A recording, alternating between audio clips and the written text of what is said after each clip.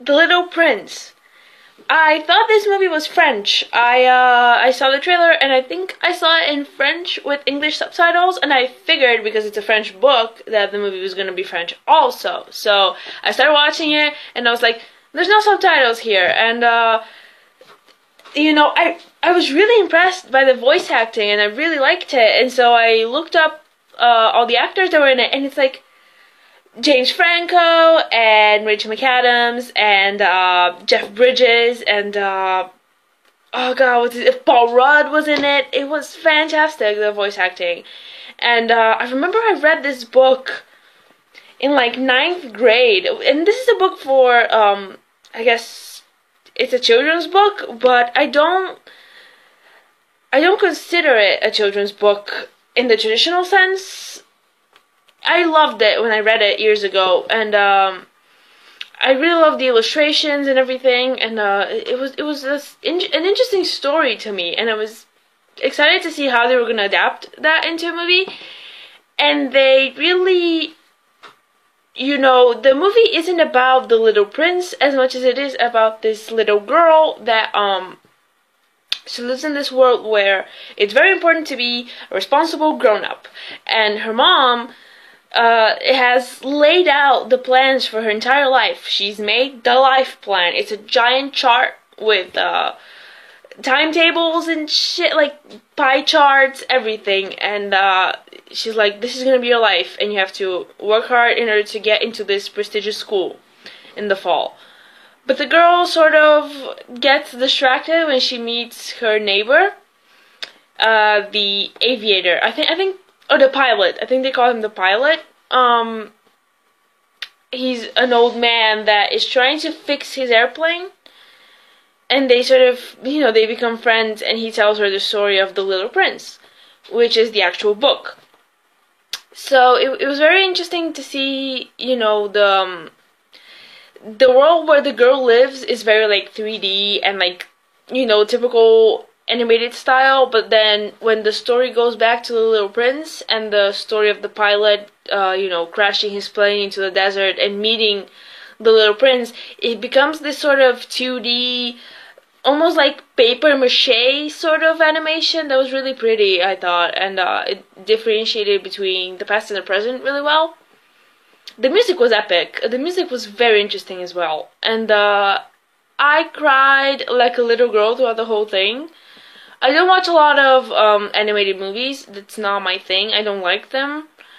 But this one, to me, it's a very sad story. It's heartbreaking story. It's the death of childhood and the death of imagination and innocence and just being a kid to me. And I was just like, tears were streaming down my face. I ended the movie with a headache, and it's not even, I don't think that I was supposed to cry so much. Like nothing was happening and I was still crying. And there are some really heartbreaking moments, and the movie takes it further. It's not just the book, it's about the girl, like I said, befriending the pilot and sort of her journey reading the story and learning about the Little Prince and realizing that the world is not how she thought it was. There's more to just being a grown-up, and maybe we should save a bit of our imaginations. And I loved it. It was so good. It's a bit long, actually. It's like, I think it was about 2 hours, maybe?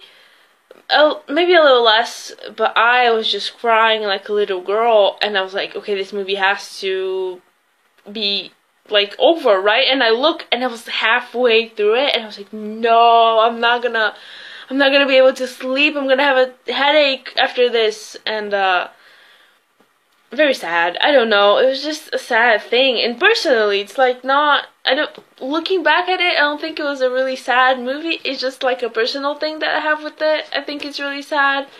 So yeah, I just cried so much, and that's why I don't watch animated movies. They make me cry like this. Then I feel bad. It's like, it's fucking drawings, and I'm crying like a little girl. The acting was fantastic. She was such a lovable little girl, and even the mom was likable. Even though the mom was like laying it all out, she wasn't doing it to be mean. She wasn't doing it to be, you know, she tried to understand what her daughter was going through, but she just couldn't. She was a grown up and she wasn't able to. She was more like a big sister. She wasn't even like a mom. She was more like a big sister, and it was hard for her to remember what it was like to be a kid, and so she wasn't doing it to like ruin her daughter's life. She was doing it to help her daughter in the only way she knew how. And you know, she lived in this world. She was so caught up in work and being successful and trying to take care of her daughter that she forgot to look at her daughter. And you know, she's a kid. She's supposed to have fun and spend the summer with her friends, and not just be on top of the books, because it's not what life is all about. And it was a very interesting. She wasn't an unlikable character. In fact, I really liked her. She was so organized, and I was like, oh my god, I need to be that organized. It made me feel useless because I wasn't as organized as she was, and I wanted to be productive. This movie made me be productive for a couple of days, and then I went back to being lazy me. But for a couple of days, it made me really productive. And I think that I would have loved this movie if I was younger, and I loved it now, but I think I would have loved it even more if I was younger. The only thing is, they take it further than, like I said, the book. The book is just the pilot meeting the little prince in the desert, and the little prince telling him of his life back at his home planet, which is actually an asteroid, B612, where he lives alone with the rose and some trees that are trying to like take over the asteroid. And you know, he tells him about his adventures away from the rose that he loves, and the people that he's met, and all the planets that he's visited, and all the grown-ups that have forgotten how to be kids. And you know, the pilot in the movie wants to go back and find the little prince, so it was really, really sad. You know, he was just like, I know he's out there somewhere, and he just wanted to fix his plane and go back and find the little prince. Where, how, he didn't know, but he was out there somewhere. And I just thought it was really nice, and I'm getting sad just thinking about it again. But it was really nice. It was a nice story, and they took it further in a good way. I mean, they just made up the rest of the story, because the actual story from the book, it's like, I don't know, like a 30% of the movie, and the rest is the girl and the pilot in real life, and that's all just made up. So, you know, they did a good job making up a story behind the story, how they became friends, you know, their adventures. The little girl gets into some adventures on her own, which I'm not gonna spoil, but you know, and I love that they used the original illustrations because they're so pretty to me. There's just something so simple about them. They're not like these intricate, super detailed illustrations. They look like they were made by a very talented child, maybe. I can't draw for shit, so you know, to me they look so pretty, and I'm glad that they used the original artwork in this. And a very nice touch when the little girl was reading the story that the pilot gave her, you can tell that it was written in French. And you can tell like those were the original handwriting and the original drawings and everything, and it was written in French, and I thought that was a really nice touch. And I think it was made maybe by a French production company. I mean, it said Orange at the beginning. Orange is we have it here in Spain. It's like AT&T and Verizon and all that. But I believe they're French company, and they sell books and shit. I don't know, like Orange. You just in Europe, you know Orange, but that's what it said at the beginning. So I figured it was by a French production company, and that's why I thought it was a French movie. You know, or maybe it is a French movie, and I just watched like the English dub of it. But I looked at the director, and it wasn't a French director. But anyways, the voice acting was fantastic, especially the pilot. And I was listening to him talk and him tell the story, and I was like, that voice is so familiar. And I kept thinking. It's like, oh yeah, that's Jeff Bridges. It's totally him, and it was him. I couldn't even spot Paul Rudd or Rachel McAdams. The fox was terrifying. Like the fox, you know, the little prince in the desert, he meets a fox that becomes his friend, and that fox was terrifying. Like, the drawing was fine, but the voice was completely terrifying. It had the voice of a child molester, and I was like, who the fuck is voicing this fox? It was James Franco, of course it was. Like, I'm really bad at differentiating like voice actors. I'm really bad at that. I'm really good with songs. Like, singers and rappers, I can differentiate them really well. Because I'm really getting into rap right now, and I'm listening to like ciphers all over the place, and bless these random rappers that just yell out their name in the middle of the song so that I know who's who in a cipher, because otherwise it's like 7,000 people in a song and I don't know who's who. So I'm good at differentiating in songs, but not in movies. I'm not good at distinguishing voice actors and things like that. So I didn't even realize all the talent that was in this. The person that did the Little Prince and the person that did the little girl were really good. There were two children, I believe. I looked at the boy, and he was a little boy that did the Little Prince. I'm not sure who did the little girl, but I think it was a child as well. So they were really good. The music, like I said, the music was a bit all over the place, but it had like this epic feel to it, especially when they're in the plane and they're taking off, and there's a moment with like all the stars, and it's all pretty, and the animation was gorgeous. There's some really, really cool shots, and I looked it up, and it said it was in 3D, which makes no goddamn sense, because I'm so against 3D. Like, that's just so unnecessary. If you have to have 3D, then your movie's missing something. And this movie was gorgeous. I don't think that the 3D was necessary at all. So, yeah, that was just silly to me that it's in 3D. That's completely unnecessary. I guess it's to, like, keep the attention of children, but then that's really sad, because if children cannot keep focused throughout this movie, then something's wrong here.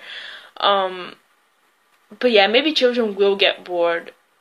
It was way too long for me even, and I was into it a lot, and it was still a bit too long for me. So The Little Prince, I'm so happy I watched it. It was everything I wanted it to be.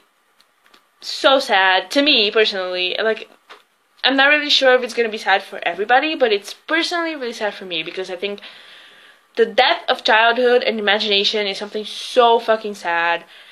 And, you know, it all starts with the drawing that the pilot made as a child. The famous drawing of a snake eating an elephant, and then he showed it to grown-ups, and they all said there was a hat. And I kept thinking, if someone shows me a drawing like that, I probably won't be able to tell that it's a snake eating an elephant. And that made me really sad. So we started off the movie on a sad note already. Like, oh my god, I'm a fucking grown-up. Like, I'm not a grown-up like in the movie. Like, work. But I guess I have lost some sense of imagination throughout the years. And that's really sad. That's just so sad. So, yeah, it was pretty depressing to me, but I loved it. I think it was really pretty, really well made. And it's a beautiful story, I think. There's something really, really beautiful about The Little Prince. And, yeah, it's not a movie just for children. I think grown-ups can enjoy it. When you take your kids to the movies, you can enjoy it also. You don't have to sit there like, oh, I hope this is over already, like Cars or some shit. And, like, I think it's enjoyable for everybody. So, yeah. You're going to be a Worth Academy graduate because I've designed a plan. Your life plan. The hour of the day of the week of the month of the year of your life. We're not leaving anything to chance. Now here I am, up here. You are going to make a wonderful grown-up. Thank you, Mom. I just wanted to give your drawing back. You didn't like it? No, I did. Once upon a time, there was a little prince who lived on a planet that was scarcely bigger than himself. I thought I'd never find anyone who wanted to hear my story. If you please draw sheep. What was a kid doing there in the desert? There was no mention of life on any other planets. An asteroid B612. You are the Everland, Wow. And the little prince, one world away. he was very fond of sunsets. I'll make believe while I'm wide awake. Did you finish your study work? Not exactly. I made a friend. If you study hard and you stay completely on track with the plan, you can spend some time with your new friend next summer. Look at that. The stars are out. Hey, come and play with me. I cannot play with you. I'm not tamed. But if you tame me, we shall need each other. To me, you will be unique in all the world. What is essential is invisible to the eye. When the moment does come for me to leave, I have to go alone. Do you know how to fly a plane? Buckle up.